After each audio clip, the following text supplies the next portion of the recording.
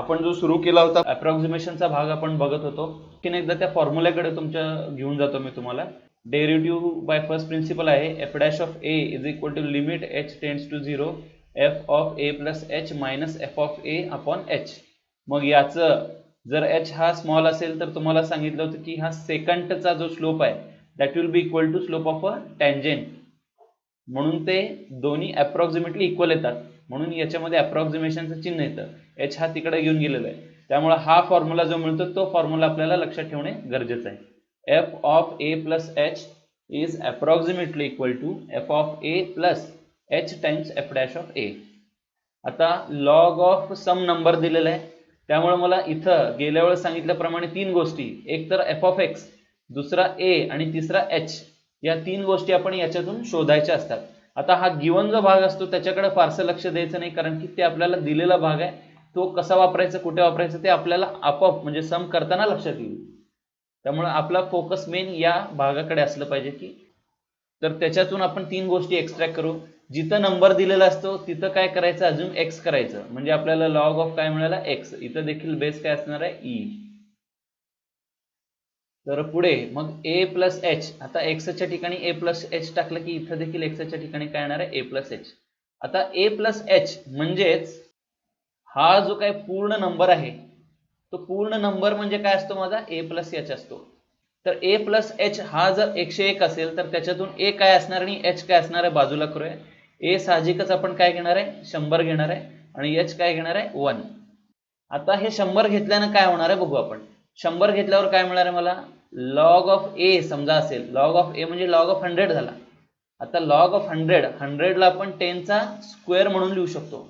जर इथं मी 10 चा स्क्वेअर म्हणून लिहिला, हा इथं 10 चा स्क्वेअर म्हणून जर लिहिला असेल तर हे 2 इकडे घेऊ शकतो आपण पुढच्या स्टेपमध्ये, म्हणजे it is equal to 2 times log 10 येईल. आणि लॉग 10 ची व्हॅल्यू आपल्याला माहित आहे, लॉग 10 इज इक्वल टू 2.3026.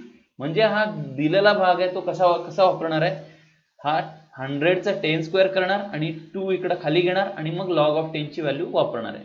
ठीक आहे, पुढे जाऊया. पहिल्यांदा याचा फॉर्म्युला लिहून घेऊया. हाच भाग परत एकदा लिहिलेला आहे, it is nothing but F of A plus H. आणि मग F of A plus H चा फॉर्म्युला आपल्याकडे आहे, F of A plus H is equal to F of A plus H into F dash of A.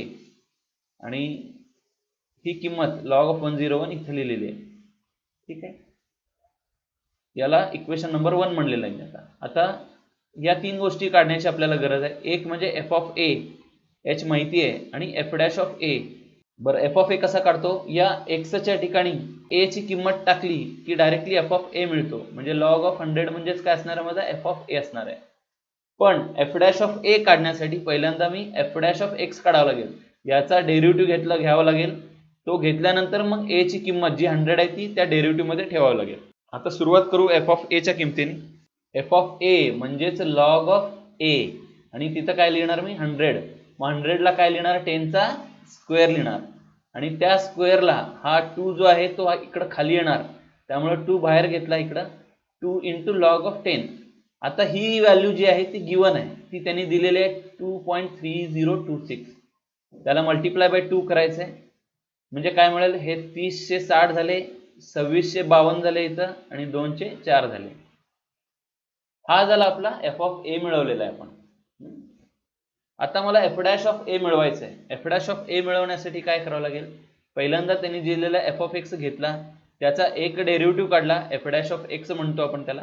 Log x चा derivative काय असतो 1 upon x, त्यामुळे log x चा derivative इथं लिहिलेला आहे. एफ डॅश ऑफ ए म्हणजे काय आहे, f dash of a is equal to f dash of 100. मग इथं 1 अपॉन 100 येणार, 1 अपॉन 100 ची व्हॅल्यू काय असणार आहे 0.01. अशा रीतीनं जसा एफ ऑफ ए मिळाला तसा आपल्याला एफ डॅश ऑफ ए पण आपण फाइंड केलेला आहे. या दोन गोष्टी, आणखीन कुठली व्हॅल्यू एच ची व्हॅल्यू ही 1 आहे, या तीन व्हॅल्यूचा वापर करून फक्त आपण सबस्टिट्यूशन करायचं आहे. या फॉर्म्युल्यामध्ये आपण या तिन्ही व्हॅल्यू वापरू. आता एफ ऑफ ए माझा 4.6052, एच हा 1 आहे आणि एफ डॅश ऑफ ए 0.01. आता ह्या व्हॅल्यू वापरल्या इथं F of A plus H into F dash of A हे वापरलेलं आहे. आता 1 नी याला मल्टिप्लाय केल्यानंतर काय होणार आहे, तर हा ॲज इट इज राहणार आहे 0.01. हे 2 एक्स्ट्रा 0 का बरं लिहिले की नुसतं याच्या पॉईंट नंतर 4 आकडे आहेत, तर याच्या पॉईंट नंतर सुद्धा 4 आकडे आहेत असं दिसावं म्हणून केलेलं आहे.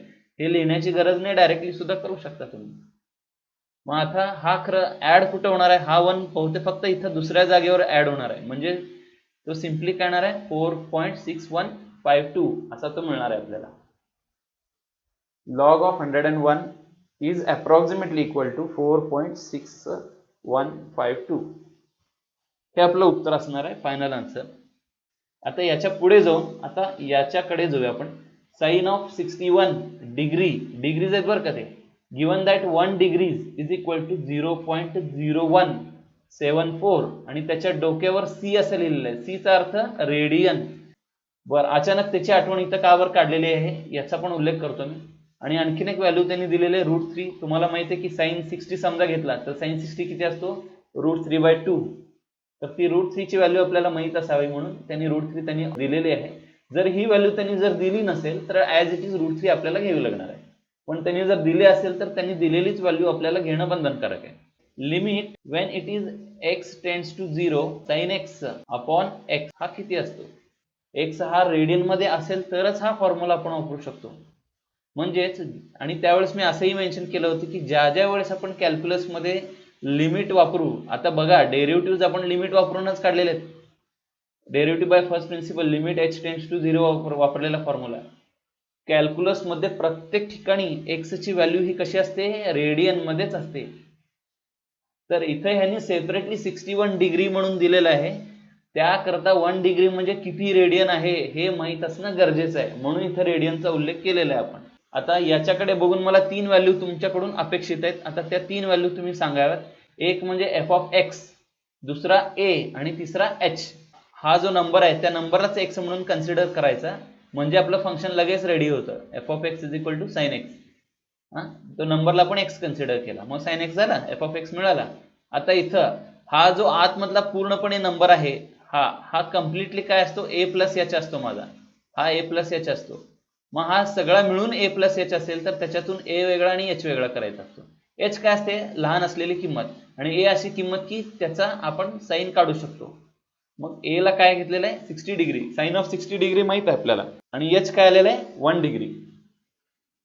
आणि त्या 1 डिग्रीलाच आपण रेडियन मध्ये काय लिहिलेलं आहे, त्यांनी दिलेली जी व्हॅल्यू आहे इथं ती व्हॅल्यू इथं मी वापरलेली आहे आणि तिथं लिहिलेलं आहे मी 0.0174.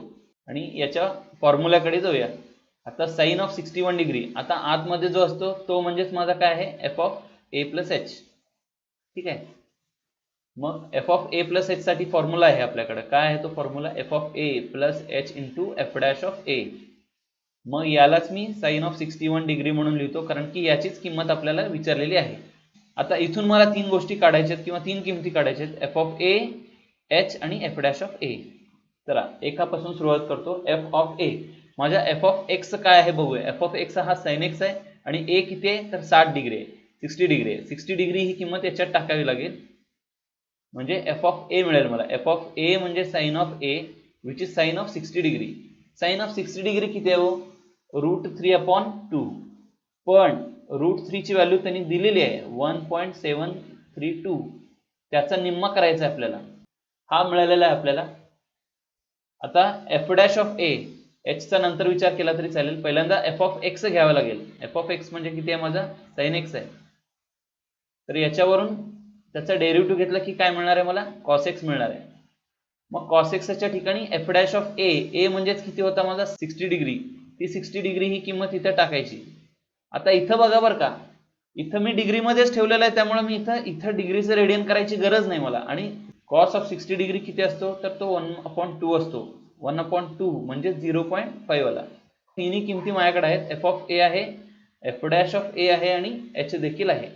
या तिन्ही किमती आपण या फॉर्म्युल्यामध्ये परत ठेवायच्या, म्हणजे मला फायनल आन्सर मिळेल. आता तर sine of 61 degree is equal to f(a + h). h ही सेपरेट टर्म आहे, मग तिथं आपलं काय असलं पाहिजे की हे रेडियन मध्येच असलं पाहिजे, कारण की साइन ऑफ 60 डिग्री म्हणला किंवा π/3 म्हणा त्याची व्हॅल्यू तर काही चेंज होत नाही, त्यामुळे तिथं मी सेपरेटली काय वापरलेलं नाही.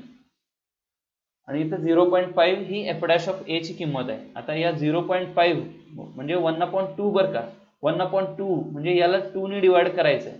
0.087 एवढे मिळालेले आहे आणि हा 0.866. हा सम जवळपास 3 ते 4 मार्कासाठी पडतो. त्यामुळं थोडंसं कॅल्क्युलेशन करणं अपेक्षित आहे इथं. पुढं मग ऍडिशन केली या दोघांची की आपल्याला मिळणार आहे 0.8747. तर अशा पद्धतीने हे अप्रॉक्सिमेशन मधले सम्स आपण केलेले आहेत. काही सम्स तुम्ही नाही का हे होमवर्क साठी करावेत